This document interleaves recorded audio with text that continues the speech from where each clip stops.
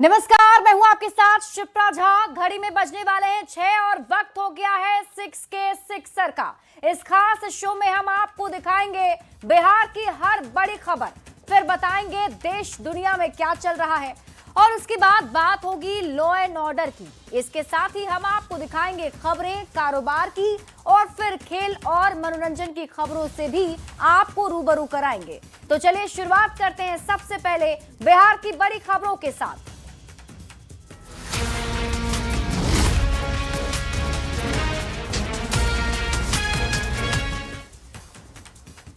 देखिए, आज सोमवार से बिहार विधानमंडल के सत्र की शुरुआत हो गई। 18वीं विधानसभा का ये पहला सत्र 5 दिन तक चलेगा।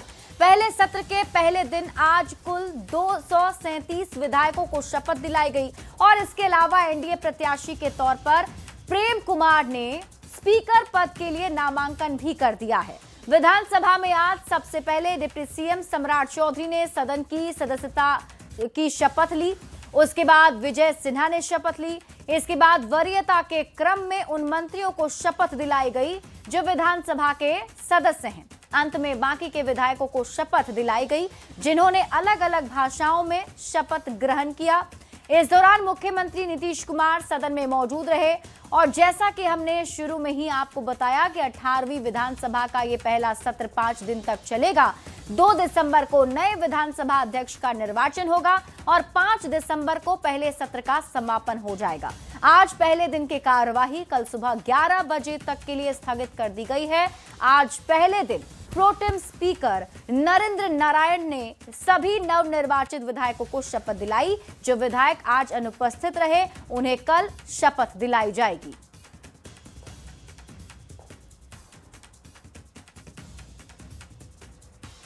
संसदीय कार्य मंत्री विजय चौधरी ने बड़ा बयान दिया है। विजय चौधरी ने कहा कि आज 6 विधायकों ने शपथ नहीं लिया है, वे जिस दिन आएंगे उस दिन शपथ होगा।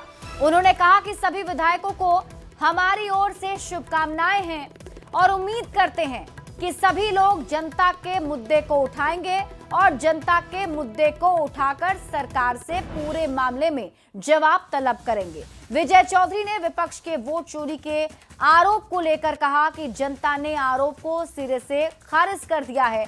इससे ज्यादा कहा क्या जा सकता है।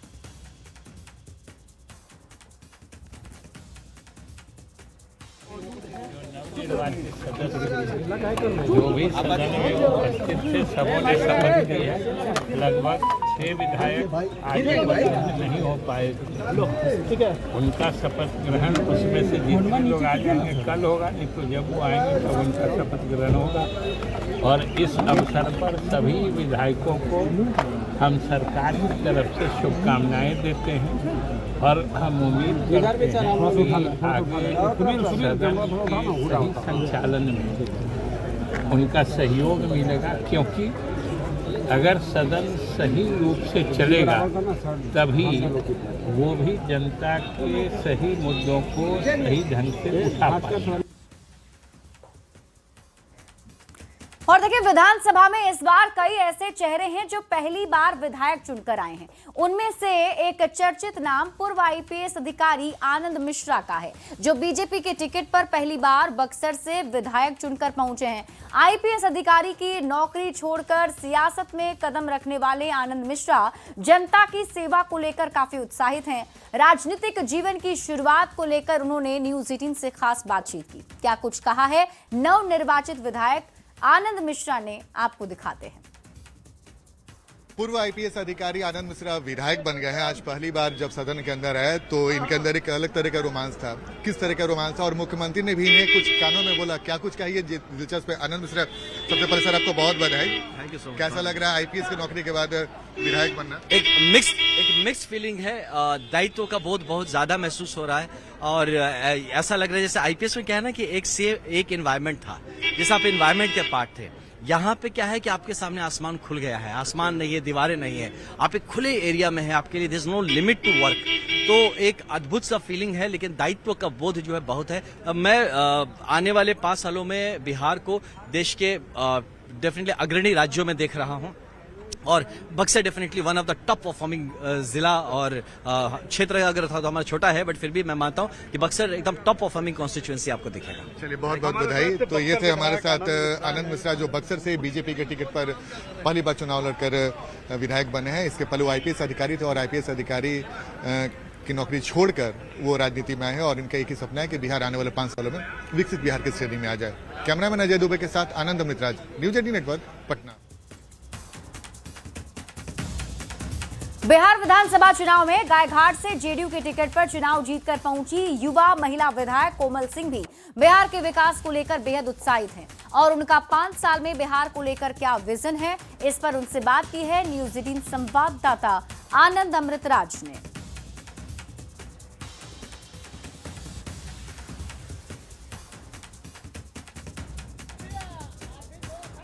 कोमल सिंह जेडीयू की विधायिका है, पहली बार जीत कर आई है, युवा है। इस बार विधानसभा में युवा चेहरा काफी दिख रहा है। कोमल जी, कितना महत्वपूर्ण माने इस बार की विधानसभा को?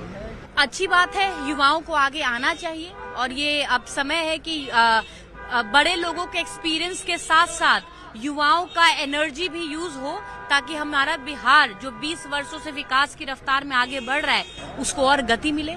तो आपके सरकार पे आपकी सरकार के लिए एक बड़ी चुनौती है, युवा काफी वोट मिला है और युवाओं को नौकरी के लिए और साथ में विकास के लिए कई सारी बातें आपने कही है। तो क्या लगता है आने वाले 5 साल में बिहार को हम कैसे देख रहे हैं? देखिए, आने वाला 20 साल में आपने बिहार को देखा है, आपने बिहार को 90 के दशक में भी देखा होगा, उस समय बिहार की क्या हालात थी। और आज जो इस 20 वर्षों में जब से हमारे बिहार के मुख्यमंत्री माननीय नीतीश कुमार जी हैं, आपने देखा है कि बिहार हमारा कितना प्रोग्रेस किया है और आने वाला आगे 5 साल में बिहार आपको प्रोग्रेस की तरफ ही जाता दिखेगा। युवाओं की जो एम्प्लॉयमेंट की समस्या है, रोजगार की समस्या है, उस पर पहल सरकार करती आ रही है। तभी पूरे बिहार में इथेनॉल की फैक्ट्री आपने देखा होगा, हमारे मुजफ्फरपुर डिस्ट्रिक्ट में 3 इथेनॉल की फैक्ट्रीज हैं। तो सरकार उद्योग लगाना शुरू पहले भी कर चुकी थी, उसको और तेज रफ्तार मिलेगा। तो ये थे जेडीयू की विधायिका कोमल सिंह। कैमरामैन अजय दुबे के साथ आनंद अमृतराज, न्यूज 18 नेटवर्क, पटना। तो विधानसभा में तेजस्वी यादव से मिले हैं मंत्री रामकृपाल यादव। देखिए, शपथ ग्रहण समारोह के दौरान मंत्री रामकृपाल यादव तेजस्वी यादव से मिले। इस दौरान दोनों एक दूसरे से गले मिलकर एक दूसरे को बधाई देते हुए नजर आए। मुलाकात को लेकर रामकृपाल यादव ने बयान भी दिया। उन्होंने कहा कि तेजस्वी यादव के परिवार से उनका पुराना नाता है और तेजस्वी यादव को उन्होंने बचपन से देखा है। सदन में विरोधी हैं, लेकिन मन में प्रेम भाव है। पाल जी, आज आपने शपथ भी लिया और शपथ के बाद एक जो मुलाकात थी तेजस्वी की, उस पूरे सदन में चर्चा के विषय था कि एक भाव से आप दोनों नेताओं की सदन में आज मुलाकात हुई। एक्चुअली सब कुछ से अलग एक शिष्टाचार भी होता है और हमसे पहले हमारे 2 नेता आदरणीय सम्राट चौधरी जी, आदरणीय विजय सिन्हा जी जाकर के उनको दोनों एक दूसरे से शिष्टाचार भेंट किया, विश एक दूसरे को किया। बाद में मैं गया तो तेजस्वी जी खड़ा होकर के अभिवादन किए, तो मेरा स्वाभाविक फर्ज बनता था कि उनको प्यार करूं, आशीर्वाद दूं, क्योंकि मेरा उस घर से अब सभी लोग जानते हैं कि 30-35 साल का रिश्ता है और तेजस्वी जी मेरे सामने बड़े हुए हैं, तो वो भाव उत्पन्न हो गया जो कभी था। ये सामान्य शिष्टाचार है, मगर हम एक दूसरे के खिलाफ हैं। नीतियों के आधार पर विरोध जारी रहेगा। और देखिए, विधानसभा अध्यक्ष पद के एनडीए उम्मीदवार प्रेम कुमार ने न्यूज 18 को धन्यवाद दिया है। प्रेम कुमार ने कहा कि सबसे पहले न्यूज 18 ने ही पूरे देश में लोगों को बताया था कि उन्हें विधानसभा अध्यक्ष की जिम्मेदारी मिलेगी। ऐसे में उन्होंने चैनल को धन्यवाद देते हुए कहा कि उन्हें गठबंधन की तरफ से जो जिम्मेदारी मिली है उसे वो निभाएंगे।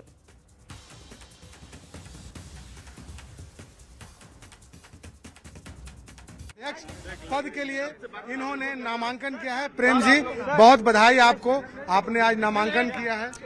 एनडीए गठबंधन नेताओं का फैसला था, फैसले का हम स्वागत करते हैं और साथ साथ जो अध्यक्ष पद का आज नामांकन था, मुझे अवसर मिला है और कल परिणाम आएंगे जाकर के।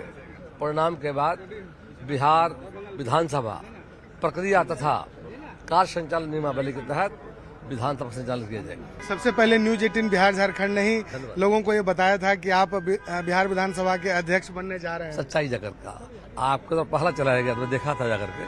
मैं तो असल है का कि हर चीज में बोलना उचित होता नहीं जाकर के, लेकिन आपने आप कहीं खबर आ गई थी। आपने पहला चैनल हमारा है न्यूज 18, पहली बार चलाया पूरे देश भर में। बिल्कुल, देखिए हमारे साथ प्रेम कुमार थे और कहीं न कहीं एक बार फिर से एक बड़ी जिम्मेवारी उन्हें दी गई है। अभी तक बिहार सरकार में मंत्री के साथ साथ नेता प्रतिपक्ष जैसी जिम्मेवारियां उन्होंने संभाली हैं और इस बार वो बिहार विधानसभा अध्यक्ष भी बनने जा रहे हैं और कल जो औपचारिकताएं हैं वो पूरी कर ली जाएंगे और बिहार विधानसभा अध्यक्ष की कुर्सी पर अब प्रेम कुमार नजर आएंगे। कैमरा पर्सन सुबोध के साथ शैलेंद्र, न्यूज 18 पटना।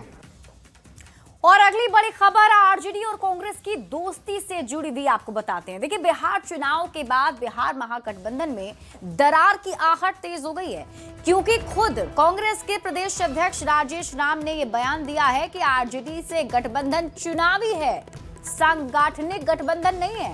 राजेश राम ने मीडिया से बात करते हुए यह बयान दिया। अब ऐसे में बड़ा सवाल ये उठ रहा है कि क्या आरजेडी और कांग्रेस की दोस्ती टूट गई है, क्योंकि बिहार में चुनाव संपन्न हो चुका है और अब तक एक दूसरे को हार का जिम्मेदार ठहरा रही आरजेडी और कांग्रेस के प्रदेश अध्यक्षों ने बड़ी बात कही है। अब इससे पहले शनिवार को आरजेडी के प्रदेश अध्यक्ष मंगनी लाल मंडल ने कहा था कि कांग्रेस की कोई ताकत ही नहीं है, कांग्रेस को जो भी वोट बिहार में मिले वो भी आरजेडी की वजह से मिले। और अब कांग्रेस के प्रदेश अध्यक्ष राजेश राम ने यह कहकर सियासत और गरमा दी कि आरजेडी से कांग्रेस का रिश्ता बस चुनावी था। अब ऐसे में सवाल है कि क्या आरजेडी और कांग्रेस के रास्ते अलग अलग हो गए हैं? क्या कांग्रेस ने आरजेडी की वैसाखी को त्यागने का फैसला कर लिया है? क्योंकि आरजेडी के प्रवक्ता मृत्युंजय तिवारी ने कहा कि कांग्रेस अगर आत्महत्या करना चाहती है तो कोई क्या कर सकता है। देखिए, ये अब चुनाव तक ये हमारा जो भी गठबंधन होता है वो चुनावी गठबंधन होता है। हम संगठन को, अपने स्ट्रक्चर को अपने हिसाब से खड़ा करते हैं और चाहे वो रीजनल पार्टियां हो, क्षेत्रीय पार्टियां हो या फिर राष्ट्रीय पार्टियां हो, चुनाव के अंदर फिर अपना विश्लेषण कर करके उस पर चूक जहां होती है उस पर चर्चा करती है। अब ये चुनाव संपन्न हुआ। अब चुनाव संपन्न होने के बाद ये मेरी एज ए प्रदेश अध्यक्ष ये दायित्व बनता है कि आखिर हम किन कारणों से हमारी चूक हुई। जहाँ तक गठबंधन की बात है तो गठबंधन चुनावी गठबंधन है, संगठन पर तो हमारा कोई गठबंधन है नहीं, तो ये कोई मुद्दा नहीं है। देखिए, ये तब कांग्रेस प्रदेश अध्यक्ष राजेश राम के बयान पर सियासत गर्मा गई। एनडीए ने महागठबंधन की एकता पर तंज कसा तो कांग्रेस और आरजेडी अब इस बयान से बैकफुट पर दिख रहे हैं।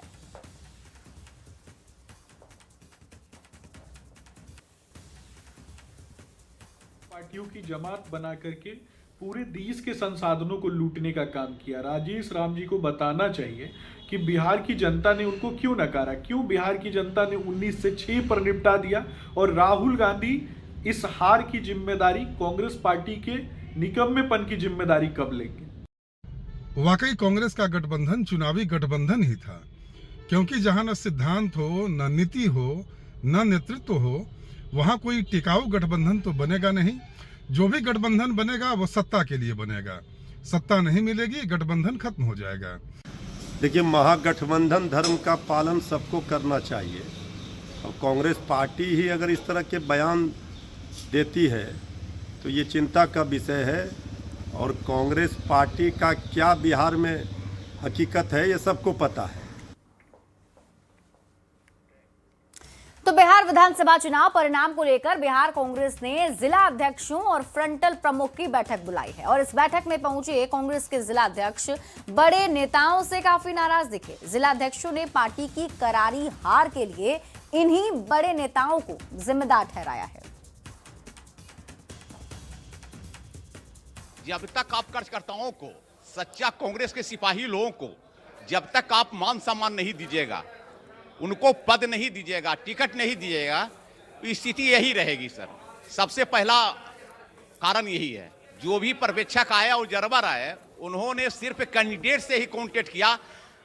थी जो हम लोगों का संगठन है उससे कोई मतलब नहीं रखे। वो अगर संगठन से मतलब रखते और कैंडिडेट से भी मतलब रखते तो ये बुरा स्थिति नहीं होती। और इस बार जबरदस्ती आरजेडी में सीट छीन लिया और परिणाम यह हुआ कि एक सीट वह मात्र आरजेडी जीता, बाकी 7 सीट पर एनडीए जीत गया। तो यह स्थिति है। नहीं, बहुत मनमाने तरीके से बहुत जगह पर उन लोगों ने काम किया है और उसके वजह से भी अपेक्षाकृत परिणाम जो है वह गड़बड़ आया है। और सम्राट चौधरी के गृह मंत्री बनते ही बिहार में योगी मॉडल की तर्ज पर बड़े पैमाने पर बुलडोजर एक्शन शुरू हो गया है। राज्य भर में अवैध निर्माण, अतिक्रमण, माफियाओं पर कार्रवाई का अभियान तेज हो गया है। पटना, सिवान, भागलपुर, आरा, मुजफ्फरपुर, हाजीपुर, लखीसराय में लगातार जिला प्रशासन एक्शन में नजर आया। पटना में आज एक बार फिर से जिला प्रशासन ने बड़े पैमाने पर अतिक्रमण हटाओ अभियान चलाया। भीड़ भाड़ वाले मार्केट क्षेत्र में जितने भी अवैध निर्माण थे उन सभी पर बुलडोजर चलाया जा रहा है। प्रशासन का कहना है कि सभी अतिक्रमणकारियों को पहले ही नोटिस और अल्टीमेटम दिया जा चुका था, लेकिन समय सीमा के बावजूद उन्होंने निर्माण नहीं हटाया। उनके ढांचे ध्वस्त कर दिए गए हैं और आगे भी कार्रवाई जारी रहेगी। स्थानीय लोग भी प्रशासन के बुलडोजर युद्ध का समर्थन कर रहे हैं। लोगों का कहना है कि ट्रैफिक व्यवस्था सुधारने और शहर को व्यवस्थित करने के लिए यह कार्रवाई बेहद जरूरी है। कई दुकानदारों ने भी बताया कि इस अभियान से बाजार की व्यवस्था बेहतर होगी। तो पटना में बुलडोजर का एक्शन लगातार जारी है। पटना में आम हो या खास, सभी जगह बुलडोजर एक्शन दिखाई दे रहा है। आज विधानसभा के नजदीक सचिवालय मैगलिस रोड पर बुलडोजर एक्शन दिखा। जिला प्रशासन और नगर निगम की टीम अवैध दुकानों को हटाने की कार्रवाई कर रहा है। तस्वीरें आपकी टीवी स्क्रीन पर आपको दिखा रहे हैं, जहां पर आप देखें किस तरीके से अवैध अतिक्रमण पर बुलडोजर का ये एक्शन नजर आ रहा है। जिला प्रशासन की टीम की तरफ से डीएम के निर्देश पर यह कार्रवाई की जा रही है। अवैध अतिक्रमण को हटाया जा रहा है ताकि ट्रैफिक व्यवस्था दुरुस्त की जाए और लोगों को आने जाने में किसी प्रकार के दिक्कत का सामना ना करना पड़े। और ये तस्वीर बता रही है कि ये एक्शन अभी जारी है। अभी सचिवालय के समीप मैगलिस रोड पर यह कार्रवाई की गई है, जहां की तस्वीर आपके टीवी स्क्रीन पर आपको दिखा रहे हैं। पटना के कई जगहों पर, अलग अलग जगहों पर अतिक्रमण हटाओ की टीम मौजूद है और बुलडोजर के जरिए अवैध अतिक्रमण को हटाया जा रहा है।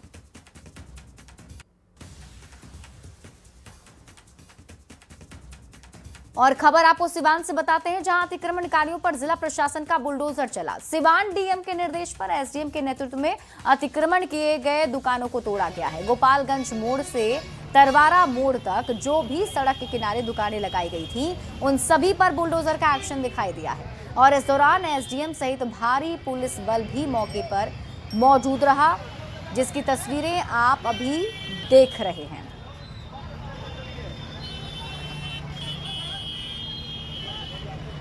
सिर्फ सिवान ही नहीं बल्कि भागलपुर में भी नई सरकार बनते ही अतिक्रमण पर कार्रवाई लगातार की जा रही है। शहर के अलीगंज चौराहे से लेकर लोहिया पुल तक सड़क किनारे अतिक्रमण कर दुकान लगाने वालों को आज चेतावनी देने के साथ साथ सड़क को अतिक्रमण मुक्त करने का अभियान शुरू हो गया है।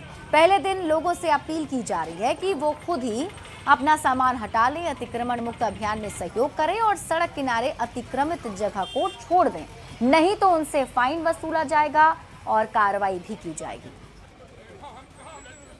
पहला तो लोगों को अपील की जा रही है कि जो अभी तक आप अतिक्रमण किए हुए हैं या आगे कोई भी अस्थायी कंस्ट्रक्शन किए हुए हैं, आप अपने आप तोड़ लें, अपने आप हटा लें। और चूंकि ये सरकार की मंशा है कि आम पब्लिक को कोई कष्ट ना हो, यातायात जो है सुचारू रूप से चले, जिसमें इन लोग का भी जो है व्यवधान उत्पन्न हो रहा है। रोड तो रोड बनेगा ही, लेकिन रोड के किनारे अतिक्रमण रहने के कारण बार बार भागलपुर में जाम की समस्या उत्पन्न हो रही है।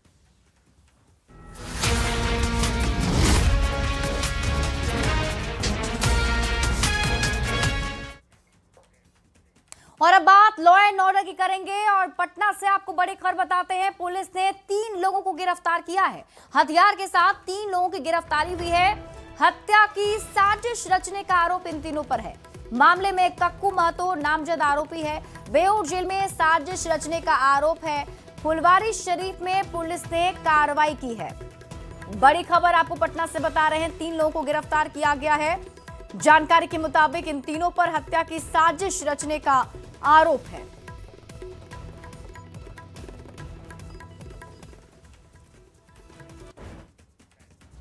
किशनगंज से आपको बड़ी खबर बताते हैं, जहां 1.5 करोड़ से ज्यादा का सोना जब्त किया गया है। उत्पाद विभाग ने ये बड़ी कार्रवाई की है। रामपुर चेक पोस्ट से सोना बरामद हुआ है। आयकर अधिकारी पूरे मामले की जांच कर रहे हैं। गिरफ्तार व्यक्ति का नाम मिलिंद सामंतो बताया जा रहा है। मिलिंद कोलकाता से सिलीगुड़ी ये सोना लेकर जा रहा था। जब्त सोने की कीमत 1 करोड़ 60 लाख के करीब बताई जा रही है।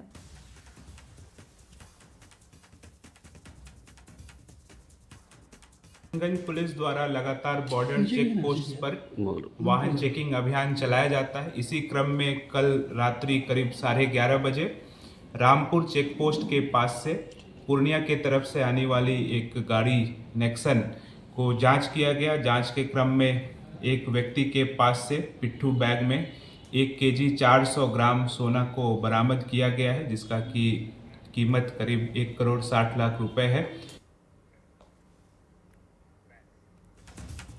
सासाराम से बड़ी खबर है। शादी समारोह में फायरिंग की खबर मिल रही है। जानकारी के मुताबिक गोली लगने से 50 साल के एक शख्स की मौत हो गई। मृतक नंदन कुमार सिंह बक्सर के निवासी थे। धौड़ाड़ के कंचनपुर से बारात आई थी। शिव सागर थाना के धनुआ की घटना बताई जा रही है। तो बड़ी खबर आपको सासाराम से बता रहे हैं, जहां फायरिंग में एक व्यक्ति की मौत की खबर मिल रही है। जानकारी के मुताबिक बारात आई थी और इसी बीच फायरिंग हुई। फायरिंग में 50 साल के एक शख्स की मौत हो गई है। तस्वीरें भी आपके टीवी स्क्रीन पर आपको दिखा रहे हैं। शादी समारोह में देखिए फायरिंग का ये मामला सामने आया है। सासाराम से बड़ी खबर मिल रही है, जहां गोली लगने से एक 50 साल के शख्स की मौत हो गई। मृतक नंदन सिंह बक्सर के निवासी थे, उनकी मौत हो गई है। धौड़ाड़ के कंचनपुर से ये बारात आई थी।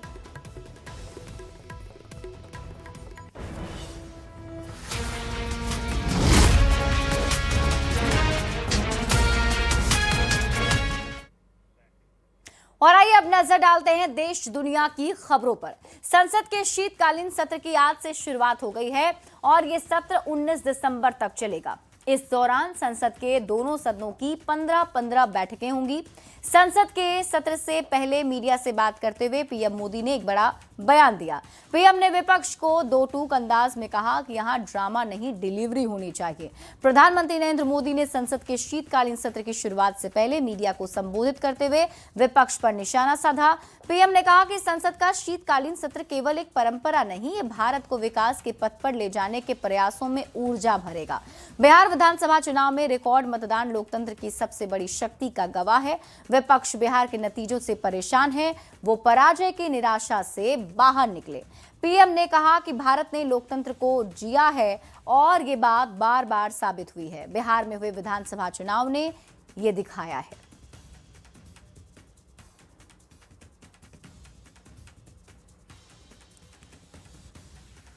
करने के लिए जगह बहुत होती है, जिसको करना है करते रहें। यहां ड्रामा नहीं, डिलीवरी होनी चाहिए। नारे के लिए भी जितने नारे बुलवाने हैं, वो पूरा देश खाली पड़ा है। जहां पराजित होकर के आए वहां बोल चुके हो, जहां अभी पराजय के लिए जाने वाले हो वहां भी बोल दीजिए, लेकिन यहां तो नारे नहीं, नीति पर बल देना चाहिए। तो बिहार चुनाव के नतीजे के बाद विपक्ष के रवैये पर प्रधानमंत्री मोदी ने निशाना साधा। सत्र शुरू होने से पहले प्रधानमंत्री ने कहा कि विपक्ष को पराजय की निराशा से बाहर निकलना चाहिए। दुर्भाग्य यह है कि एक दो दल तो ऐसे हैं कि वो पराजय पचा भी नहीं पाते।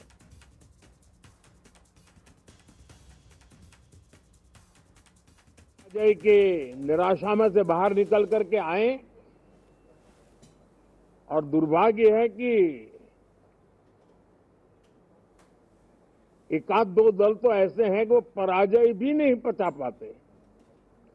और मैं सोच रहा था बिहार के नतीजे इतना समय हो गया है तो अब थोड़ा संभल गए होंगे, लेकिन कल जो मैं बयानबाजी सुन रहा हूं उनकी, तो उसे लगता है कि पराजय ने उनको परेशान करके रखा है।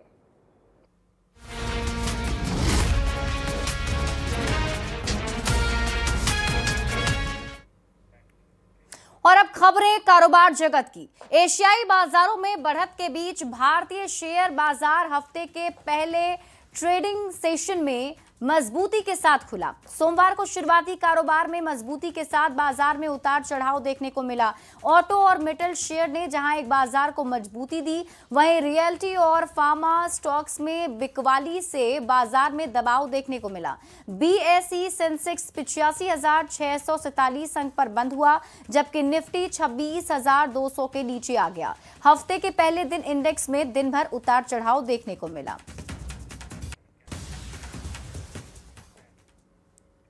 और इसी के साथ इस बुलेटिन में अभी के लिए बस इतना ही। आप देखते रहिए न्यूज़ 18 बिहार झारखंड।